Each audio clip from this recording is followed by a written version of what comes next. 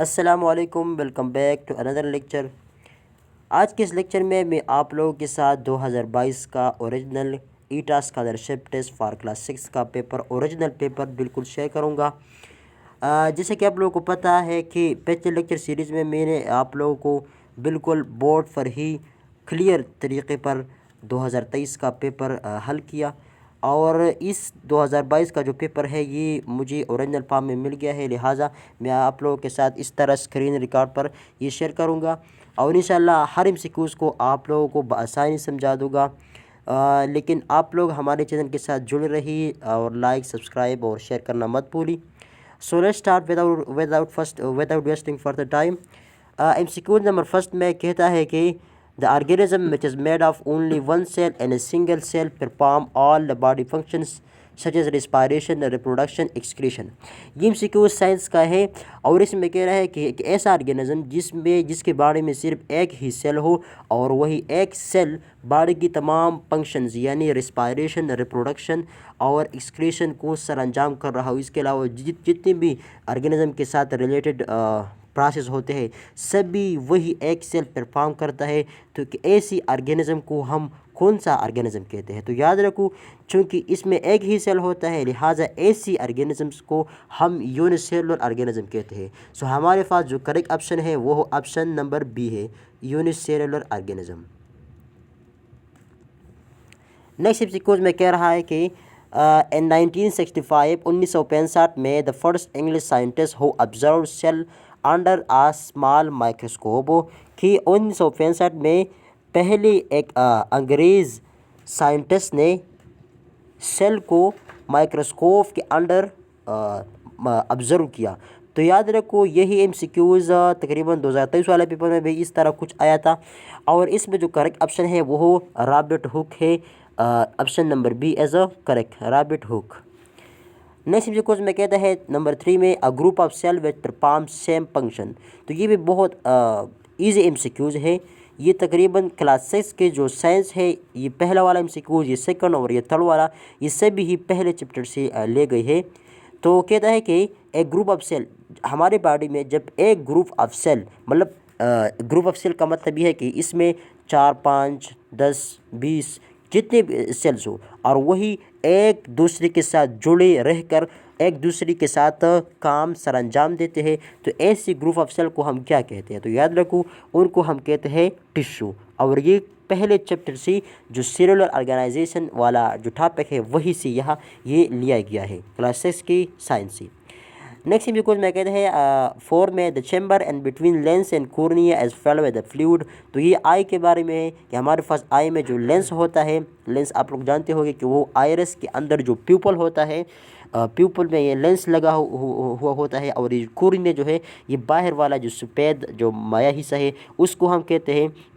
तो कहते हैं कि लेंस और कॉर्निया के बीच में जो स्पेस है वो एक फ्लूइड से भरा गया है जिसको हम कहते हैं। तो याद रखो, अब लोग बुक देखो तो इसको हम कहते हैं एक्वस ह्यूमर।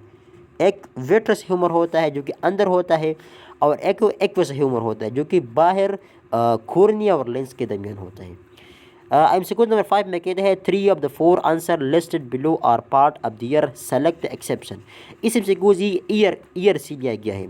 इसमें कहते हैं कि फॉलोइंग में जो ABCD में ये ऑप्शन दिए गए हैं, तो कहता है कि इसमें जो 3 ऑप्शंस हैं वो ईयर के पार्ट्स हैं, मतलब जो 3 ऑप्शन में दिए गए हैं वो ईयर के पार्ट्स है और एक ऐसा ऑप्शन है एक्सेप्शन, एक ऐसा ऑप्शन है जो कि ईयर का पार्ट नहीं है, लिहाजा उसको आप टिक लगाई। तो अगर ऑप्शन ए में देखिए कुकलिया, तो देखो कुकलिया जो है वो हमारे ईयर के जो इनर पार्ट होता है उसका है एक हिस्सा है। ऑप्शन बी में जो पेन्ना है, पेन्ना अगेन हमारे पास जो हमारे ईयर का जो एक्सटर्नल आप लोग देखते होंगे एक्सटर्नल ईयर का जो पार्ट है जो कि साउंड वेव्स को कलेक्ट करते हैं जो हमें विजिबल होता है, इसको हम कहते हैं। ऑप्शन डी में ओसिकल, सो ओसिकल जो है वो वो 3 बोन्स है, मेलस, एनकस और स्टेपस, जो कि हमारे पास मिडिल ईयर में है, लिहाजा एक ही ऑप्शन बचता है सी, येलो स्पॉट। और याद रखो ये येलो स्पॉट जो है ये हमारे पास आई के पार्ट है, मतलब हमारे आंख का पार्ट है जो कि रेटिना के अंदर होता है, लिहाजा correct option is option number C, yellow spot. Next because में कहते हैं number of time a number as multiplied, तो ये मैथ से लिया गया है कि हम एक नंबर को हम एक नंबर ले और उसको कई नंबर आप मतलब उसको बार बार अपने आप के साथ मल्टीप्लाई करें, तो उसको हम क्या कहते हैं, तो याद रखो इसको हम इंडेक्स कहते हैं। और इसको मैं ज़रा एक्सप्लेन भी करता हूँ इसका मतलब क्या है। जब हम एक डिजिट ली यहाँ फॉर एग्जांपल 2, मैं 2 लेता हूँ और इसके ऊपर मैं 4 लिख देता हूँ, तो 4 का मतलब ये है कि हम 2 को 4 मरतबा मल्टीप्लाई करें एक दूसरे के साथ, 2 2 2 2। इस 4 को अब हम इंडेक्स कहते हैं, इसको हम इंडेक्स कहते हैं, लिहाजा correct option is index, option C. अच्छा, तो नेक्स्ट एमसीक्यू में कह रहा है एमसीक्यू नंबर 7 में which the following is not divisible by all of the number 2 3 4 and 6, कि इसमें कौन सा नंबर है जो कि सब नंबर पर डिविजिबल नहीं है। अगर ऑप्शन ए में दे कि 306 में, तो 306 में तो 2 पर डिविजिबल है। अगर 3 के बारे में सोचे तो 9 और 3 12 12 और 6 18, तो ये भी 3 पर डिविजिबल है। अच्छा, इसमें जो हमारे पास जो करेक्ट ऑप्शन है वो ऑप्शन डी है 414, क्योंकि 414 सब नंबर पर डिविजिबल नहीं होता। 414 तो 2 पर डिविजिबल है। अगर 3 के बारे में देखें तो 4 1 5 4 9 3 पर भी डिविजिबल है, लेकिन ये हमारे पास जो 6 वाला डिजिट है इस पर डिविजिबल कंप्लीट नहीं है, मतलब डिवाइड होते हैं लेकिन डिजिट में आंसर आते हैं, लिहाजा इसको हम तो कंप्लीट डिविजिबल नहीं कहते, लिहाजा correct option as option D 414। Next question में कह रहा है कि Nasir total income as 10,000, he paid 1/10 of his income as house rent and 1/4 of the remaining on other necessity, what amount has been left with him, कितना उसके साथ बचा। तो देखो नसीर के पास कितने रुपए है, 10,000 है। अब 10,000 में से उसने 1/10 हाउस रेंट में दिया, तो अब हम देखते हैं कि इसमें से कितने रुपए बची। तो देखो 10,000 एन टू, अब हम देखते हैं कि 1/10 10,000 में कितने पैसे हैं, लिहाजा जो भी आया वो हम 10,000 से माइनस करेंगे, तो ज़ीरो को ज़ीरो के साथ कैंसिल करिए। अब ये 1/10 जो है ये 10,000 में से सिर्फ 1,000 रुपये है, लिहाजा अब हम क्या करेंगे, अब हम 10,000 से 1,000 को माइनस करेंगे, तो हमारे पास कितने पैसे बचते हैं, 9,000। तो इसका मतलब ये हुआ कि नसीर के पास जब वो 10,000 रुपये है और उससे 1/10 वो हाउस के रेंट में दी, तो उसके साथ 9,000 रुपये अभी भी बचा। इसके बाद वो कहते हैं कि अब बाकी यानी 9,000 में से वो 1/4 हाउस की अदर नेसेसिटी पर लगाता है। तो अब हम देखते हैं कि 1/4 9,000 में कितने पैसे हैं, 9,000 इंटू 1/4, तो जब इसको हम डिवाइड करेंगे तो तकरीबन इससे हमारे पास 2250 आता है, 2250। अब हम क्या करेंगे, 9,000 से मतलब अदर नेसेसिटी पर कितने पैसे लगाए उसने, 2250 पैसे लगाए। अब 9,000 से 2250 को माइनस करें, सो इसमें जो करेक्ट ऑप्शन बचता है, मतलब 9,000 तो हाउस रेंट से बची थी ना, और फिर उसी मज़ीद 2250 उसने मज़ीद दूसरी नेसेसिटी पर लगाई, लिहाजा अब 9,000 से 2250 को माइनस करें तो इससे क्या आता है 0 5 7 एंड 8 2 6, लिहाजा 6,750 पैसे बचते हैं। सो हमारे पास जो करेक्ट ऑप्शन है वो ऑप्शन नंबर डी 6,750। अब नेक्स्ट एमसीक्यूज की तरफ बढ़ते हैं कि कहते हैं y = 1/2 x as an proportion, तो ये कौन सा प्रोपोर्शन, तो याद रखो आप लोग अलजेब्रा देख कि ये कौन सा प्रोपोर्शन है। तो देखो y जो है वो x को बिल्कुल सीधा सीधा है, मतलब y x को डिनोमिनेटर में नहीं है, लिहाजा y भी नोमिनेटर में है, x भी नोमिनेटर में है, तो ये कौन सा प्रोपोर्शन होगा, ये डायरेक्ट प्रोपोर्शन होगा। So correct option is option A. Next में कहते हैं कि pie graph is that type of graph in which data is represented by of a circle.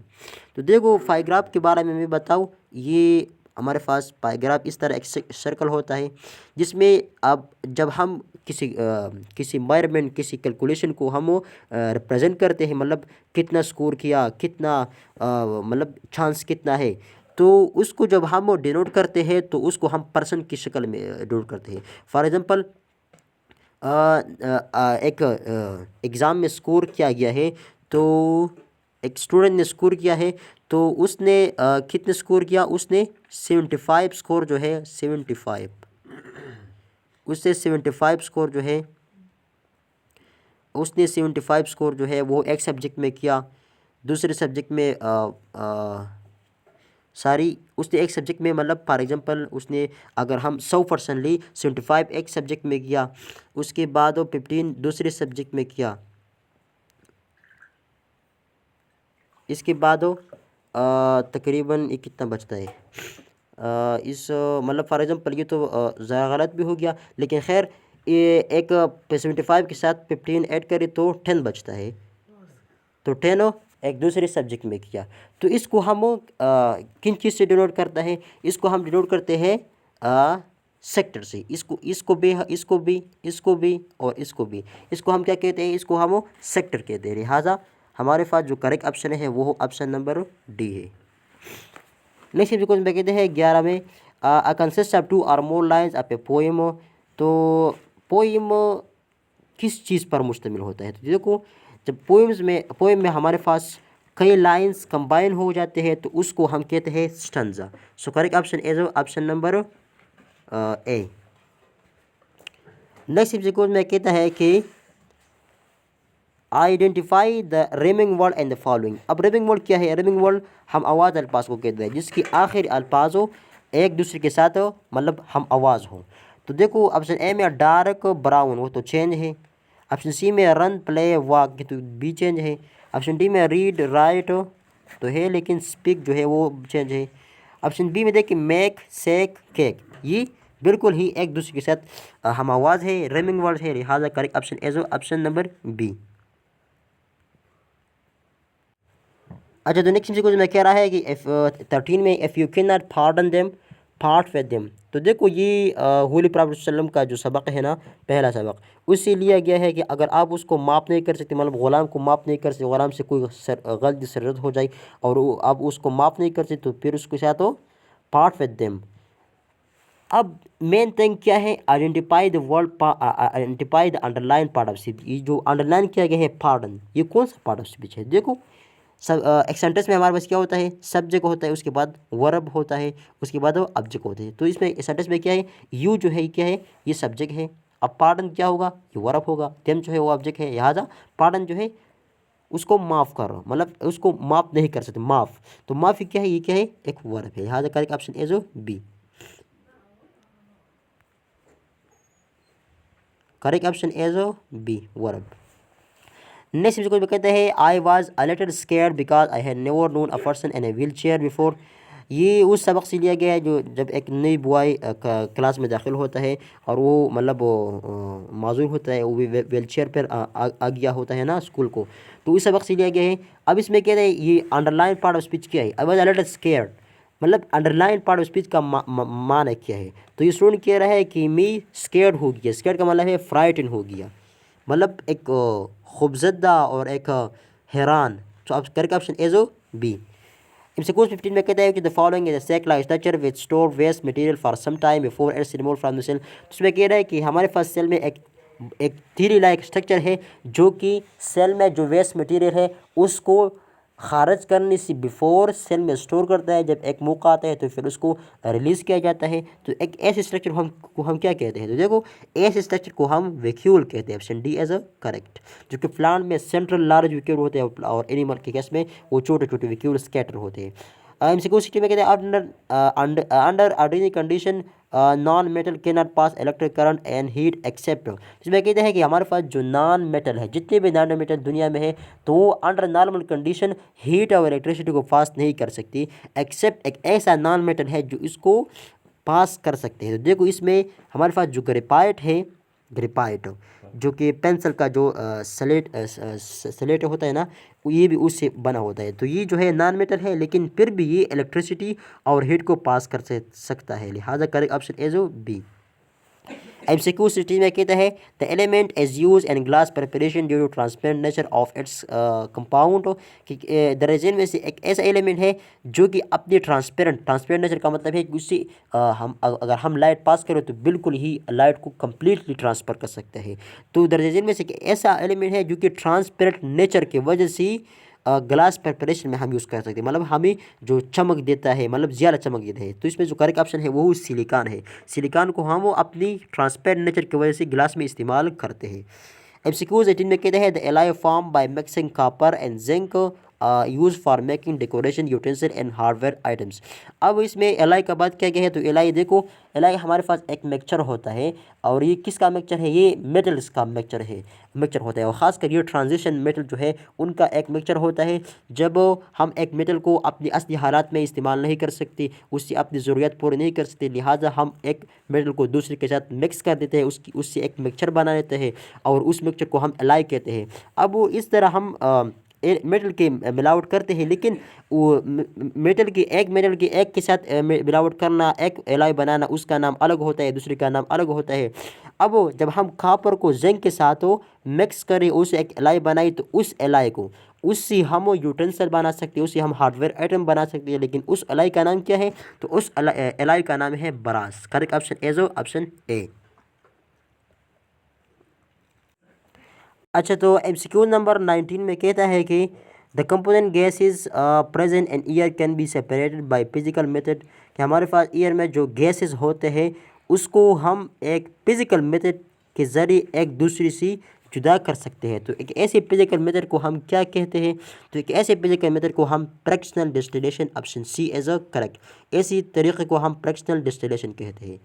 MCQ number 20 में कहता है volume of cuboid of side A centimeter, B centimeter and C centimeter. एजो देखो, एक क्यूबाइड है, तो cuboid के volume को फाइंड करने का फार्मूला क्या है, तो देखो क्यूबाइड के वॉल्यूम को फाइंड करने का फार्मूला है length into weight into height. तो अगर लेंथ को हम ए ले ली, और वेट को हम बी ले ली, और हाइट को हम सी ले ली, तो वो क्यूबाइड के वॉल्यूम का फार्मूला बन जाएगा ए इंटू बी इंटू सी, और सेंटीमीटर का क्यूब। लिहाजा correct option is option D. तो ये थी हमारे पास 20 MCQ 2022 की ओरिजिनल पेपर का स्कॉलरशिप टेस्ट का। सो इंशाल्लाह नेक्स्ट बाकी MCQs को दूसरे लेक्चर सीरीज़ में हम कवर करेंगे बारी बारी। सो हमारे चैनल के साथ जुड़े रही। See you next time with the next lecture, और चैनल को सब्सक्राइब करना, लाइक करना और शेयर करना मत भूलिए। See you next time, वस्सलाम।